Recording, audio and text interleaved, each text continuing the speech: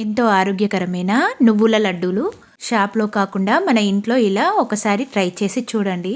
చాలా బాగా వస్తాయి. ఇప్పుడు స్టవ్ వెలిగించుకొని కడాయి పెట్టుకొని అలాగే 3 కప్పుల దాకా నువ్వులను వేయించుకొని పక్కన పెట్టుకోవాలి. మళ్ళీ స్టవ్ పైన కడాయిలో 2 కప్పుల దాకా బెల్లాన్ని తీసుకొని 3/4 కప్పు దాకా కొద్దిగా బెల్లాన్ని తీసుకోవాలి. 2 టేబుల్ స్పూన్ దాకా నీళ్ళను కూడా కొద్దిగా పోసుకొని ఇలా మొత్తాన్ని మిక్స్ చేయాలి. మిక్స్ చేసిన దాన్ని ఒక జాలితో ఇలా అన్నిటినీ వడకట్టుకోవాలి.